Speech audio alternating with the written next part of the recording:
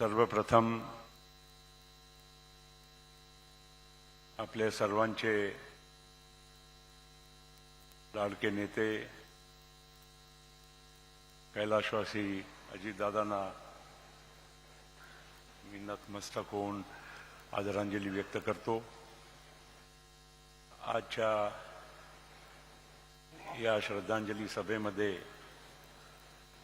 उपस्थित आपल्या राज्याचे राज्यपाल महोदय आचार्य देवव्रतजी, राज्याचे मुख्यमंत्री देवेंद्र फडणवीस जी, उपमुख्यमंत्री एकनाथजी शिंदे, आमचे सर्वांचे ज्येष्ठ नेते देशाचे केंद्रीय मंत्री आदरणीय नितीन गडकरीजी, आमच्या माजी सरन्यायाधीश भूषण गवईजी, माजी मुख्यमंत्री सुशील कुमारजी शिंदे, विधान परिषदचे सभापती, विधानसभेचे अध्यक्ष, आमच्या सुनेत्रा बहिणी, पार्थ पवार, जय पवार, सर्व इथे पवार कुटुंबीय आणि शोकाकुल सर्व आलेले माझे बंधू भगिनी, असा दिवस आपल्या आयुष्यामध्ये येईल ज्यामध्ये आपल्याला दादाला श्रद्धांजली व्हावी लागेल अशी कल्पना मी काय तुम्ही कोणी पण केली नसेल। एक ऊर्जावान व्यक्ती, वय कमी, खूप काम करण्याची क्षमता, महाराष्ट्राचा विकास करण्याचा ध्यास, अशा एक व्यक्तिमत आपला मधून निघून जाईल अशी कधीही कल्पना केली नव्हती। आणि आपण सर्व इथे आलेले आहात, नक्कीच आपल्या सगळ्यांच्या मनामध्ये वेगवेगळे त्यांच्या आठवणी असेल आणि सगळ्यांच्या मनामध्ये खूप मोठा एक दुःखाचा बोजा सुद्धा आहे। माझा आणि दादाचा संबंध फारच जुना होता।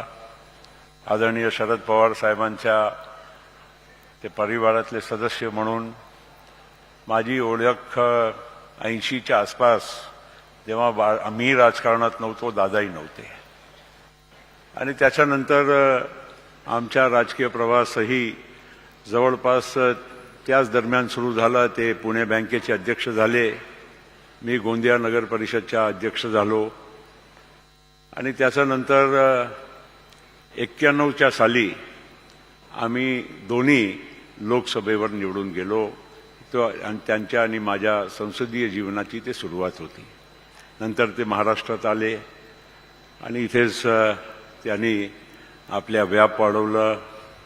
आपल्या सगळ्या लोकांना विदित आहे म्हणून की मी काय जास्त बोलू इच्छित नाही, पण एवढंच म्हणेल की एवढा मोठा एक व्यक्तिमत, किती मोठा माणूस होता, ते जिवंत असताना तर आपण पाहिलंच, पण जीवनाच्या नंतरही ज्या पद्धतीनं पूर्ण महाराष्ट्र आणि देशाकडून त्यांच्याविषयी जे विचार व्यक्त करण्यात येत आहे, जे लोकांनी खरोखर, अरे जवळचा माणूस, घरचा माणूस गेल्यावर अश्रू आपले निघत नाही, दादासाठी लाखो लोकांनी अश्रू वाहिले असेल या महाराष्ट्रामध्ये, ही आपल्या सगळ्यांनी वेगवेगळ्या माध्यमातून बघितलेलं आहे। आणि म्हणून अधिक काही बोलण्यासारखं नाही, वेदना आहे, दुःख आहे।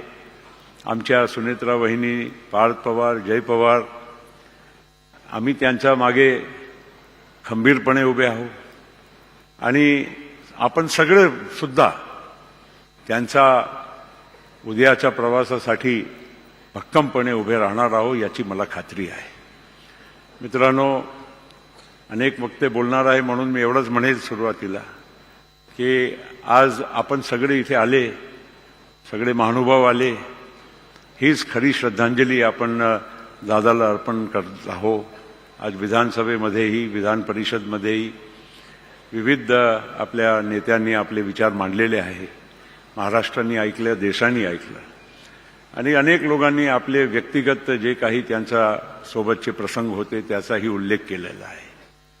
मित्रांनो, आज देशाच्या पंतप्रधान असो, गृहमंत्री असो, सगळेच जे देशाचे मान्यवर नेते आहे, विविध पक्षातले नेते आहे, त्या सगळ्यांनी आपल्या आपल्या पद्धतीनं त्यांच्याकडून त्यांनी संवेदना व्यक्त केली.